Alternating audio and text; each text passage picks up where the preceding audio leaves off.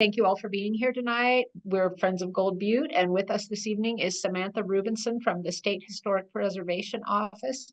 And Samantha is the Nevada State Site Steward Coordinator. And she's going to give us a talk this evening on possibly having all of y'all get involved with that program. It's a great program, and many of you are already involved with it. And I have never heard anybody say anything bad about it. That's one of those ones that everybody's real happy with, what they're being able to accomplish and how things are run. So if you like being out in the desert there and you feel like you want to volunteer yet some more, this is a great thing you may want to consider. I'm considering it myself, actually, and I think I'll attend the next training if possible. So with that, I will turn it over to Samantha. And again, please ask your questions in the chat or wait until we're done, and you can ask at that time verbally. Thanks, and take it away, Samantha. Okay, hi everybody. Today I'm going to tell you guys a little bit about the stewardship program, and just also being out there in the desert. My name, like she said, Samantha Rubinson. I run the stewardship program, and I also for the entire state of Nevada, not just for down here. And I also run the Southern Nevada State Historic Preservation Office, which is in Las Vegas, near the Springs Preserve, if you know where that is. The stewardship program has been around since about 2005, and it was created as the state law and then given to the State Historic Preservation Office to manage because we were the only people who actually knew how to deal with historic stuff in the state. They were just like, well, let's do it this way. And so then they created a position for me, but I actually am the second person in this job. The previous coordinator actually didn't work with Southern Nevada, so it's all been on me to try to make sure it works.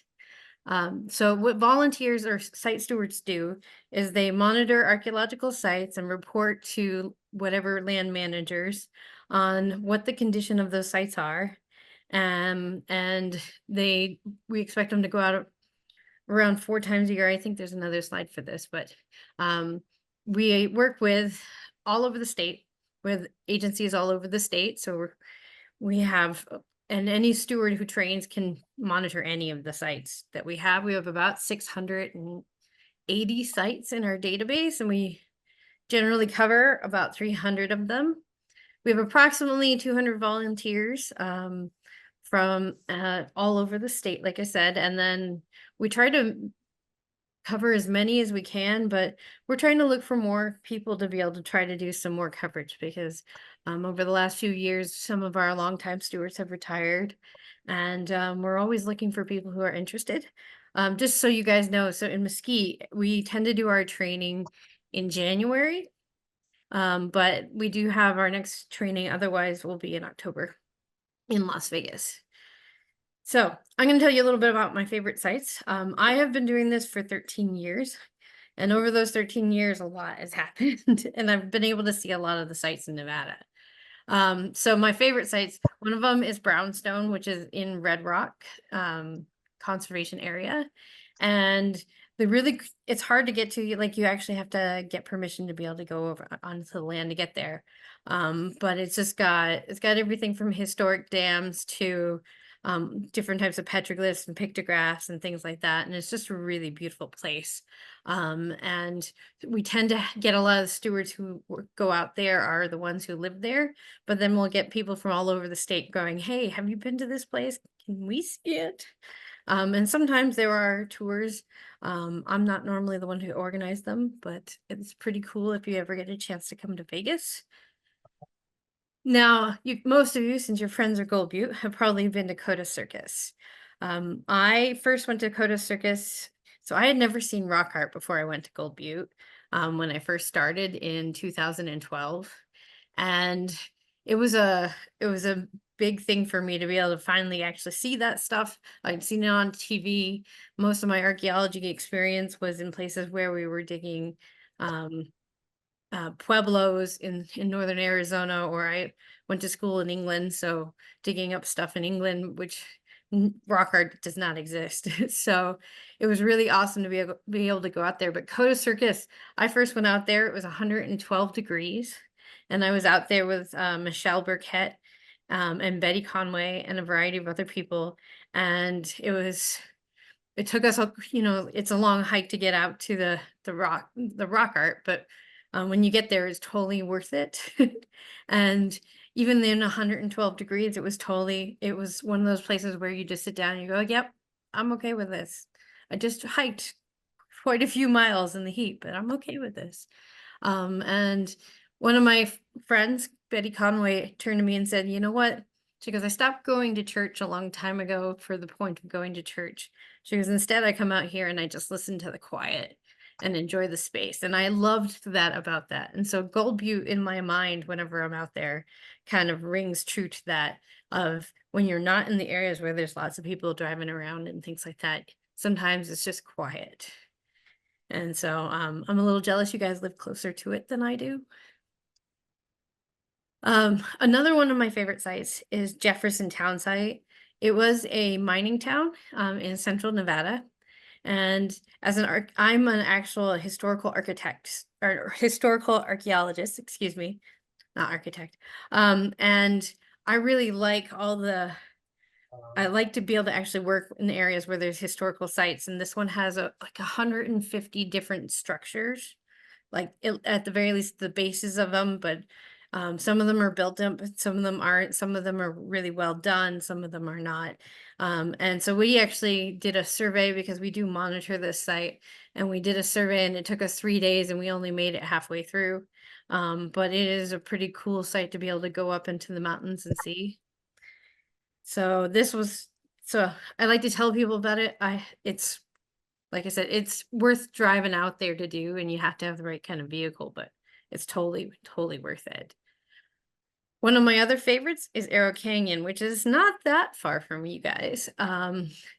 And it's a really, really cool site or area, like not just the site, everything from the slot canyons to the dam to the rock art, which is very, very unique, is really, really neat. But I had a friend who used to be one of the BLM archaeologists. His name was Mark Boatwright.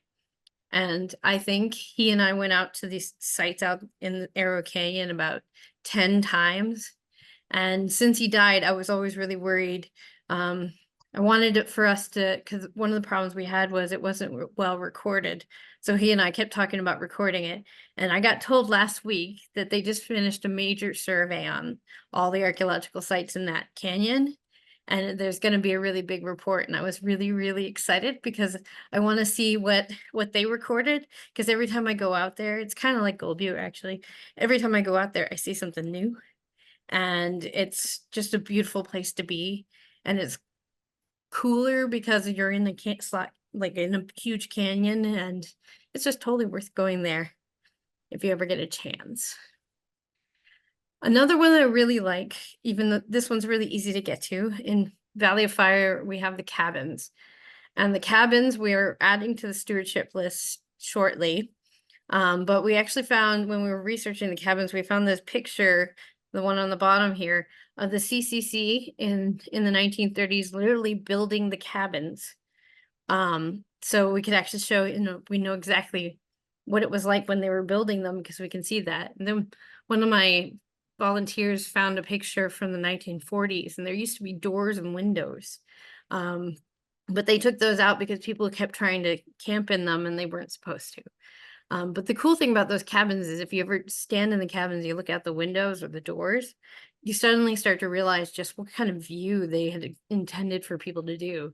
And having the historic stuff right next to the prehistoric rock art, which is right behind it, is actually really makes it a very unique place. So if you've never been over there, go over there. It's totally worth it. It's not that hard to get to from Mesquite. And eventually I'm hoping to have site stewards monitoring it and just keeping an eye on the cabins and the rock art. And we're trying to collect more history on all of our sites. So we're hoping to have some more history to be able to give people. Okay, so why do we steward it all? 84% of the land in Nevada is public lands. There's very few, like this map here, the white bits, which are really hard to see, sorry, are the private land. Everything else is public land. So there's not that many, there's a lot of land per police officer, or just or for BLM ranger, or for any of the other agencies and stuff like that. They all have a very limited police force. And so, and they also have a limited group of archaeologists, which I hope that, I don't know if any of them have come to chat with you guys about, but it's worth contacting them because they would be great speakers too. But they have a lot of resources and they don't have a lot of them. So the reason why we have the site stewards is to kind of help them out with keeping an eye on places that we all find really important to us. So another reason why is because of the media. Like one of the most common sayings for an archaeologist is we're not Indiana Jones, because he's not an archaeologist. Anybody who goes and just grabs things and doesn't, like, archaeology involves paperwork. You got to say where you found something because it can tell you a lot about the area and things like that. So when you just see people saying, oh yeah, go collect this or go collect that, if it's collected and we don't know where it came from, we lost half the data for it. So we try to discourage that. They even tried, was it one of the American Diggers? There was a TV show that came through and they wanted to film in Nevada. And the entire all the professional archaeologists in the state of Nevada were like, no, because if they film here, it makes it people who don't understand that this stuff is protected think that they could just go out and collect it.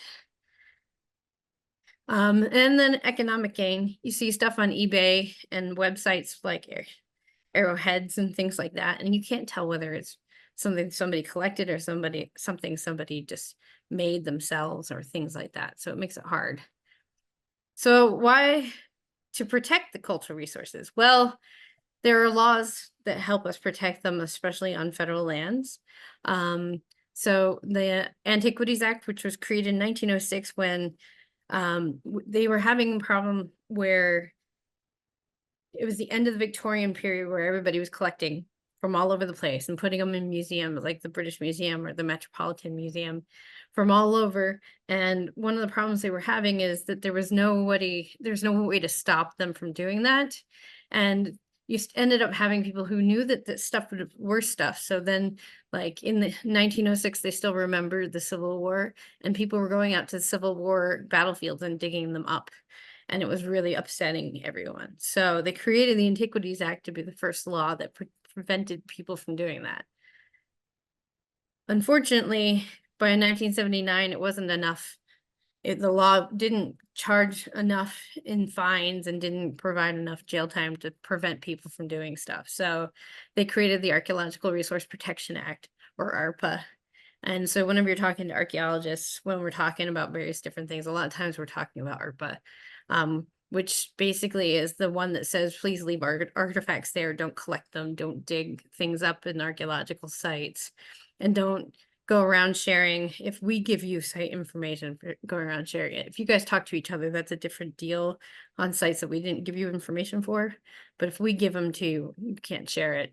And so don't worry about it until you're like, if you're a site steward, you'll understand when and when not to. So, but for the rest of it, it did give good fines and a variety of different penalties and decent jail time comparatively.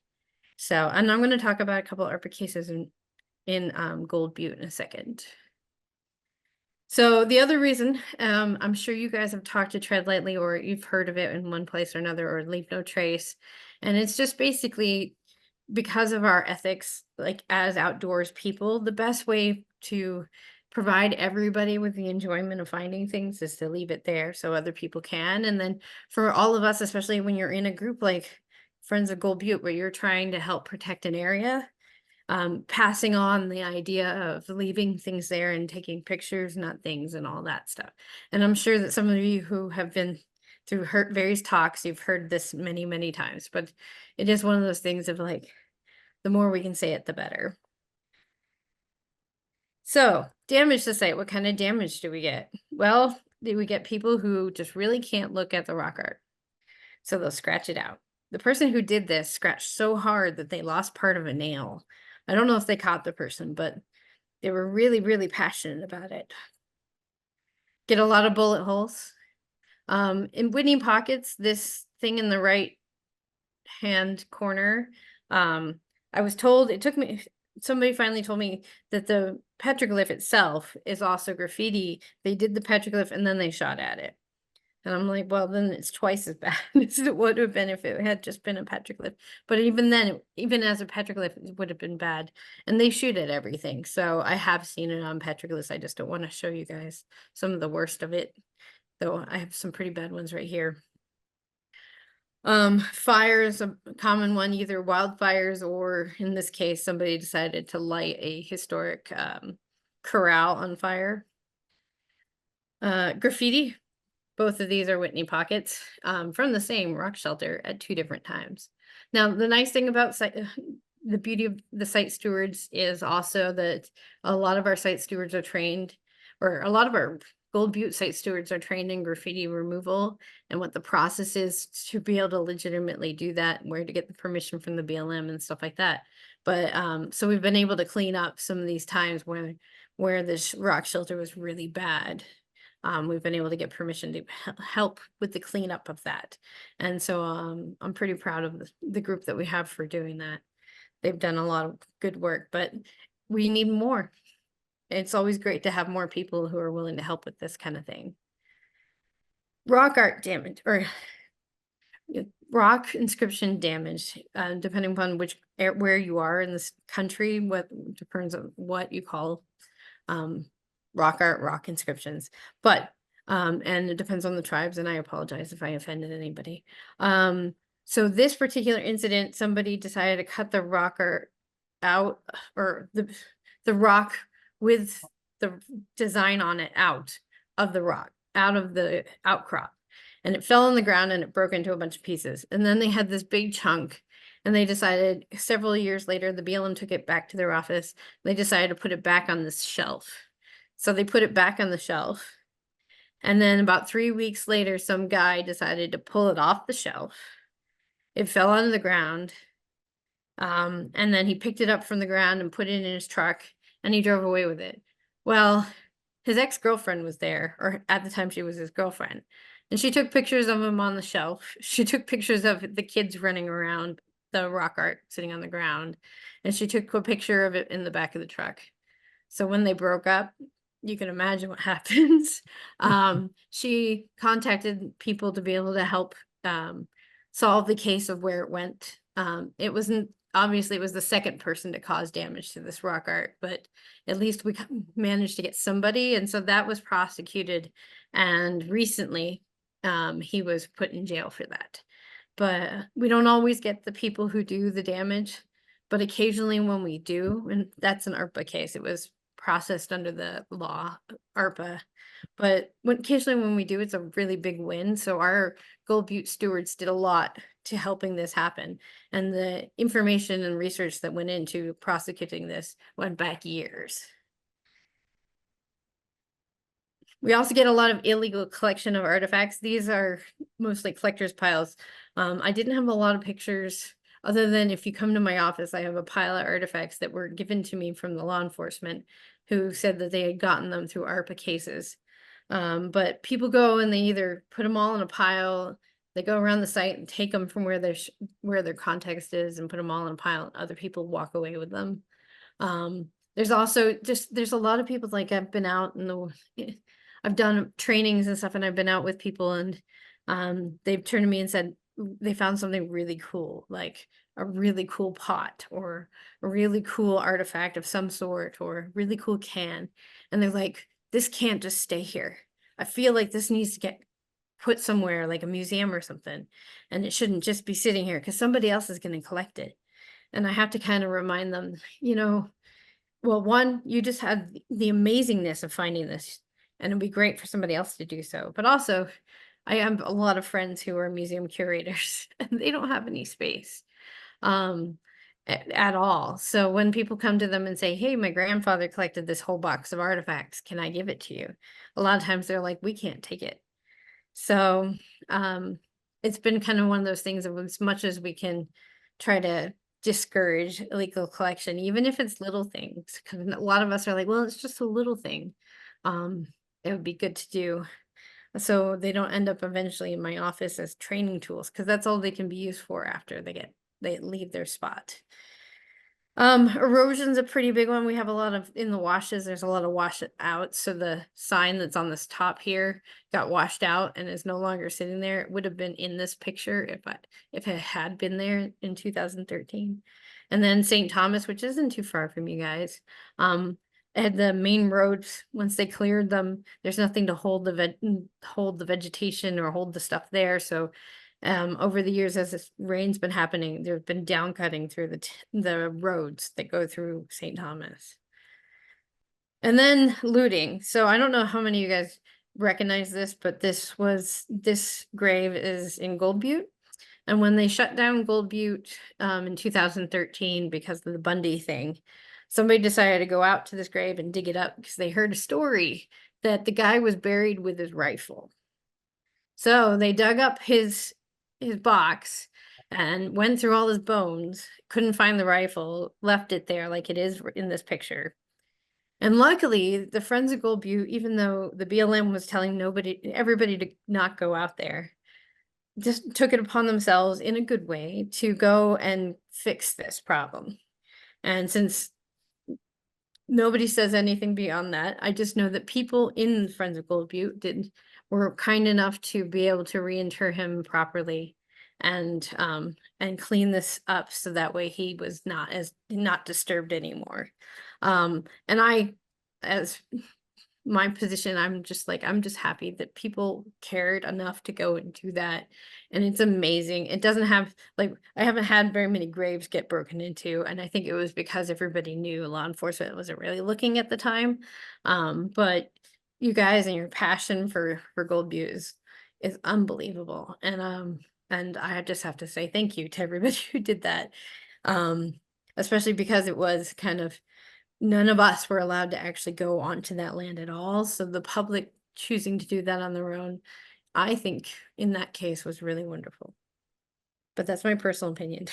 I don't know if I should be saying that officially, but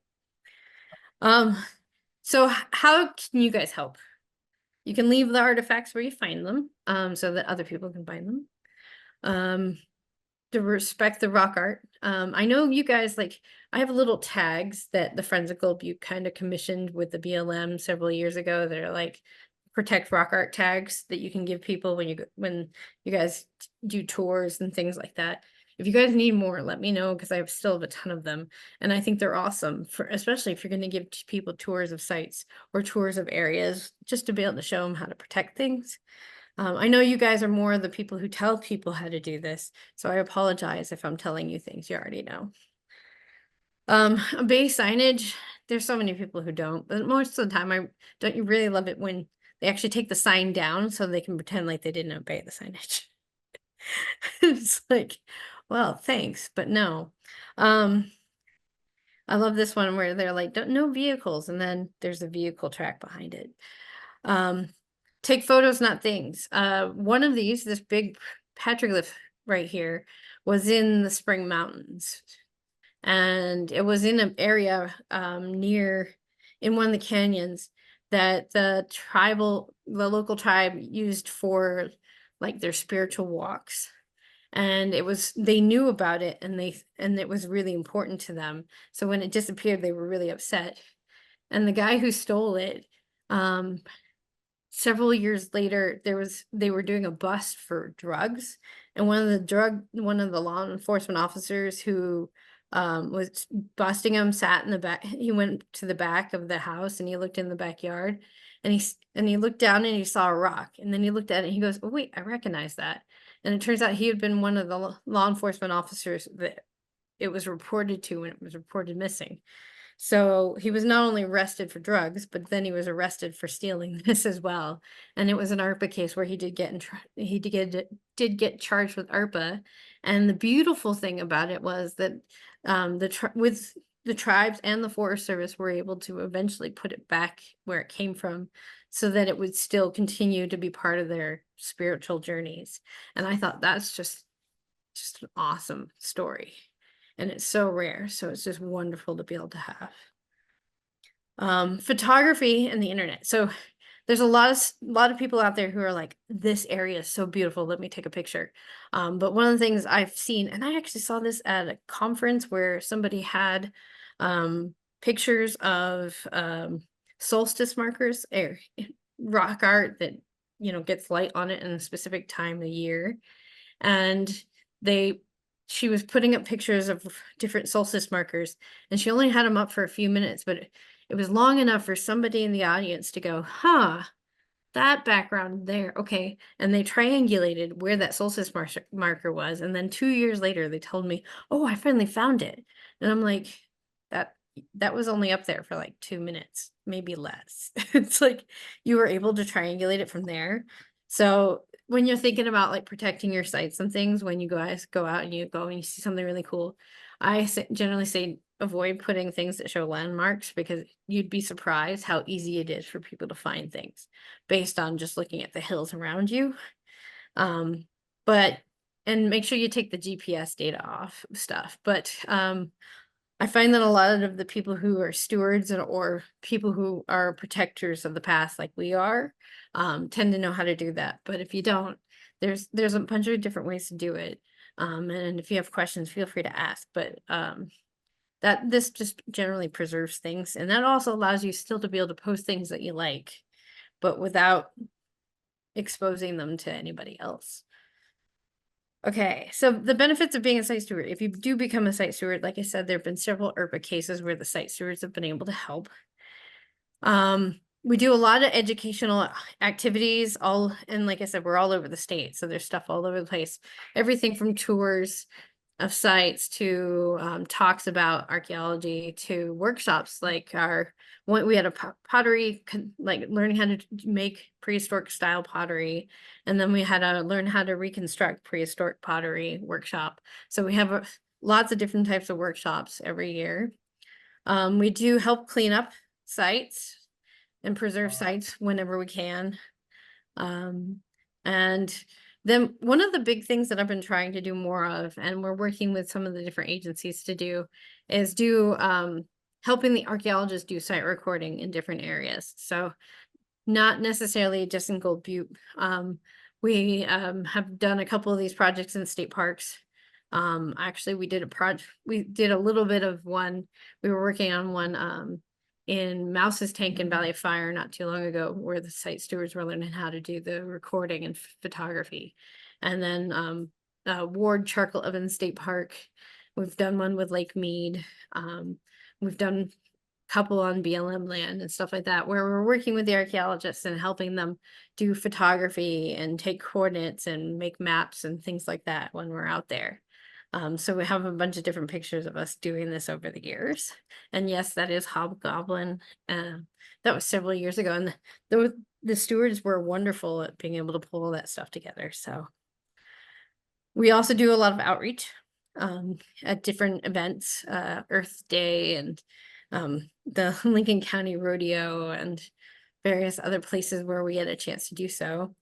And then in general, because this is kind of me at the end, we try to encourage people to get involved in the stewardship program. So if you're interested, you could probably take a screenshot right about now. You can have our QR code in our website. And I'm going to pause here for a second. A lot of the stuff we try to do electronically these days. So we're not so much paper-based anymore. And so I'm always trying to find the easier way to make it so that you can just go out and enjoy yourself, and you don't have to worry about how lots and lots of paperwork and how to juggle things and stuff like that. And so I'm always working on that. And then if you guys find any damage at sites, you don't have to become a site steward to send in reports. If you ever find damage at sites, just let us know. So we have our online report damage page. And so there's the QR code for that. Or you can look it up on the State Historic Preservation website. There's a report damage section. And we're always trying to encourage people, should you find anything, because the nice thing is it doesn't matter where in Nevada either. You just tell me, kind of give me an idea of where it was that you found it and what was going on and stuff like that. I can actually get it to whoever the land manager or landowner is, because I work with most of them through the stewardship program, and my office works with my office works with all the archaeologists in Nevada, through our various different programs. So we know a lot about the sites, we know a lot about the areas, we generally know who's working where and who to contact when there's an issue. So even if you don't become a site steward, I highly recommend, if you do find something, please let us know. We are also trying to do an app for this, but we're in the testing phase, so it's going to be like another 8 months to a year before we actually get it out to the public. But when we do, I will pass the QR code to get the app along to you guys so that you guys can get it and then put it on your phones. And then when you're out there, should you find anything, you can just let us know by filling out the form on the app. Okay, the one thing we are trying to do when it comes to stewardship, we're finding that we have a lot of sites that need people who are either good hikers, good off-roaders, things like that.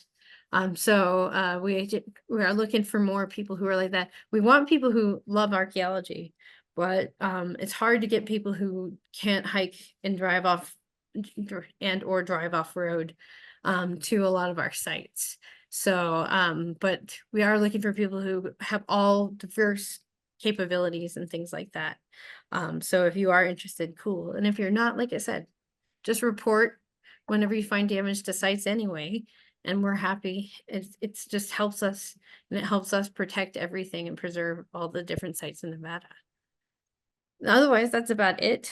I do have to say that one of the people who asked me when I first got on here today about the other programs in the region, so like the Utah program, which you guys are pretty close to, and the Utah program, and I know the guys at the Utah program, and we're trying to find ways to be able to work together between the different programs in the different states. So we don't quite have it yet, but we're getting there. I know we had a conference with the other programs, so that stewards were invited to last year, but we're hoping to do another one in 2025, where we can have the Utah, Arizona, and Nevada programs all together.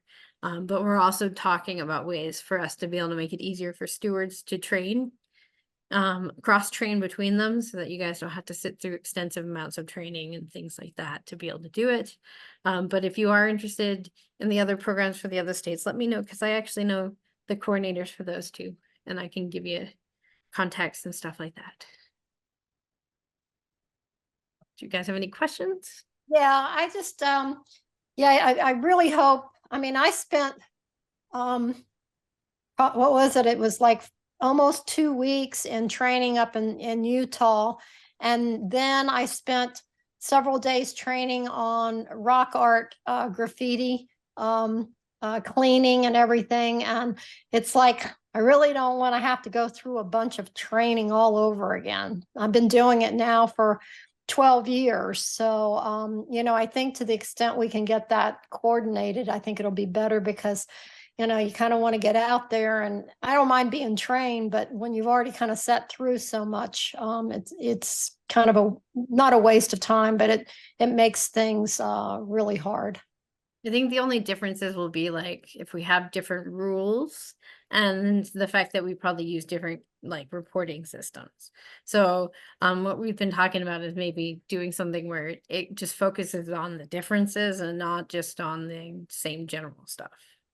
Yeah, exactly. Like if it's just a training of the app, you know, for the reporting and stuff like that, then that makes a lot of sense. But, you know, I mean, everything that you talked about is something that's very common across all the different programs. So, any other questions? Yeah, Samantha, this is Mike Lyons. Hi. Thanks. Good presentation. Got a couple of questions for you. You said you had 680 sites within Nevada. How many of those would be in Gold Butte and, or I guess, close by Mesquite? I guess that's the big thing, right? Yeah, I think we have about 30. Just roughly. But it depends on how you look at it. So we have about 30, but there's some areas that we call sites that actually have a whole bunch of little sites inside them. So like when I talk about Coda Circus, it's all the sites from when you leave the parking lot till you get to the main part of Coda and back. We just put them all together. Must have covered it very thoroughly if these people. I do have another question too. Samantha, you said in October. Do you have any more details on that, on the dates or anything like that, that you can share with us? Or Sure. It's gonna probably be at my office, as it usually is in Las Vegas. And it will be October 5th and 6th. We usually do 6th as a site introduction, since you're gonna be, if you want to get introduced to Gold Butte, then you may not have to go to the 6th. It might just be the 5th. And then what I'll do is I'll organize it with my regional coordinator, Michelle Burkett, to have you introduced separately than the other people who are from Las Vegas. That way you don't have to drive out 2 days in a row. what about in January, the Mesquite one that you're talking about? Is that set yet? No, we haven't picked an actual date, but it just generally tends to be in January after the holidays. So like towards the end of January, I can talk to Michelle and we can figure out a date. Usually it depends on her schedule and my schedule because she's so important to it. And then what it will be is it's over a weekend, and the first day is the training class, and the second day is taking you guys out and introducing you to a site that's everybody kind of starts on, and then from there they can move around to other places. But we get everybody started on one site just so everybody can get, one, started right away, because that's the easiest way to do it, and two, get familiar with how to steward. And then after that, well, we expand people out to other places. Great. Samantha, how likely is it that someone, say from the Mesquite area, would be, are you assigned to places then? Like, would you be assigned to some place maybe in Valley of Fire or Red Rock or somewhere like that? Is it possible that that's going to be that far away? Or, because I'm sure that there's a lot of people here that Gold Mhm. Butte is, even though it's big, if it's only 30 sites, that's not a ton, right? That's actually quite a bit, actually, if you think about it. Is that okay? Because we don't just put one person or one group on one site. So you Okay. could go, we could have 5 different people or 5 different groups, because 10 people can tend to go out in pairs, who are assigned to the same one. And I can guarantee you that if we did that, like when we have a bunch, it's because the site gets enough visitation and enough like regular impacts to it that it needs that many volunteers monitoring it. So we'll have some areas where there's lots of people assigned, and then we'll have other sites where there's only one couple, like one person assigned and stuff like that. So 30 actually isn't too bad, but we have Gold Butte, we have Valley of Fire, we have Lake Mead. We have stuff in some of my Mesquite stewards do stuff that's really southern Lincoln County. So we have a variety. What we don't have is anything immediately on the Utah border. But I think we do pretty good otherwise. But I usually ask, so we have a application that goes through everything. So I asked you guys, like, how far do you want to go? What are your abilities? What are you interested in? And things like that. And then I try to figure out from there what would be best to suit you. So it's not like you're going to get assigned to something you really don't want to go to. I see. Yeah, it doesn't work. Like, as volunteers, giving you guys stuff that you really don't want to do it doesn't help anybody. It doesn't make you happy, and things like Sure. that. So I'll Makes work sense. with you. Gotcha. Thank you. Yeah, Thank you. this is Catherine again, and I guess I'm just going to strongly recommend that. I mean, it's a pain in the ass to drive into Las Vegas. I think that will discourage a lot of people. So to the extent you can do training out this way, I think it's going to be very important. Yeah, so we do every year. We have a scheduled one in January in Mesquite because of that. So, we don't tend to get enough people to do it multiple times a year in Mesquite, but every year at least once. Or if a ton of you guys, all from Friends of Gold Butte, like all want to train at once, then I can do one specifically for you. So Do there's you that. do any others that are like in the area? So for example, if someone were going to be assigned a Valley of Fire, do you do a training in Moapa Valley too, or does it just, they would just go to Vegas? They would either go to Mesquite or Vegas, depending Okay. on which time of year it is. Mostly that's due to venues. If I had a venue, like if I had enough people who wanted to and didn't want to come all the way to Vegas, and I had a venue that was good for that and stuff like that, then we would do it that way. But it's easier to do them all, like either in the major population areas, because it's easier to do. We do other things though, like we have activities and workshops and things that we hold all over the place. So it's not, the trainings are just one small part of it. Hey, What about how Samantha, much of it? Go ahead, Mike. oh, I was just going to ask a question to Samantha. This is Mike again. So, I'm part of a Jeep club and a hiking club in Mesquite, and I'm sure some of those people would really like to hear about this. Would you be able to do some more presentations? It's Sure. not, if the training isn't till January, maybe in the fall, I'll put it on my calendar, and then we can get together and see what kind of presentation you could do for them, because I think they would be interested in it. And there you would get a Jeep person as well as hiking people that, Yeah. you know, everybody, the hiking club does do, 5-10 mile hikes, so it's not they could do any of that. And the Jeep people go all crazy places too, so they can get to anywhere you need to get to. So that might be a couple ways that we can get some more people. Yeah. Yeah, my husband's a Jeeper, so I get it. Yeah. Samantha, how do you decide what sites to include on your list? You said you have 600, if I recall correctly. What are your criteria for putting something on your site versus ignoring what must be thousands of other sites in Nevada? It's generally selected by the land managers, so the BLM archaeologists. A lot of the ones that we do in Southern Nevada were selected long before I took over. But when it comes to adding new sites or comes to deciding which ones should be assigned, I tend to, well, one, I work with my regional coordinators, so they get to go and check it out and think, hey, is this someplace I think that other people would go? Because they're volunteers too. So it's nice for them to be able to go, I wouldn't spend my time and money to try to get out to this place.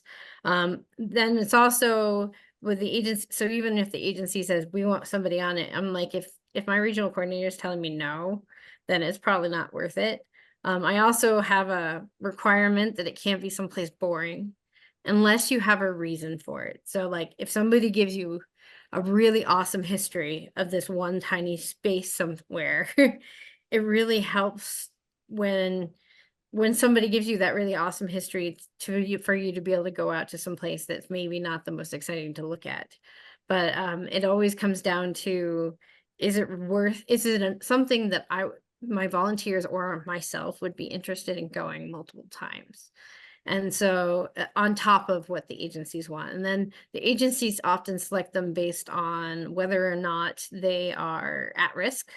So if they're at risk for over-visitation, graffiti and damage, if they're at risk because they're being eroded outside of a mountain or at risk because now it's exposed and it used to be under Lake Mead or things like that. Those tend to be things that weigh on the agencies. And then whether or not they're easy, no, when I say easy to get to, I mean like ones that you can off-road for a while and then you have to hike up a mountain and then you have to do a couple of other things. Those are not easy to get to.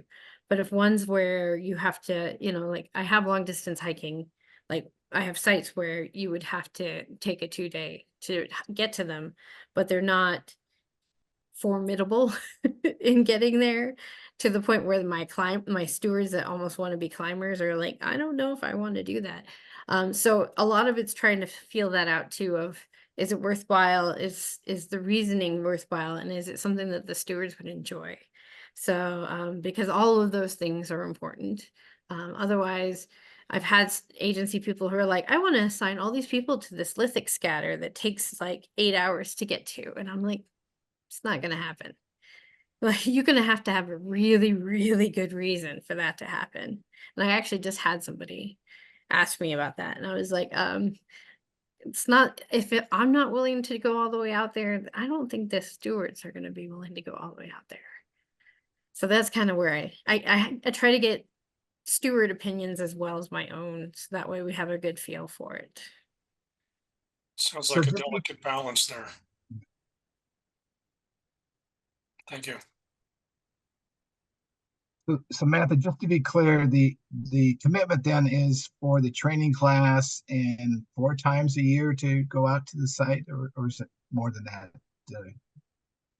It's 4 times a year, approximately. If you get really busy, if you get sick, if you're only here for part of the year, all those things, like, I'm not gonna track everybody, like, because we have too many stewards for me to track everybody's schedule. And we don't have like an electronic system that does it either. I want you guys to be able to go when you have time to go. So, so we do have some people who go more often, and we have people who don't, who go out maybe once or twice a year, and that's okay. But we generally say 4 times a year because it's nice to be able to get regular reports. But you can kind of, there's not going to be many people out in Gold Butte in the summer when it's really hot, so that's probably not real critical to be there. Okay.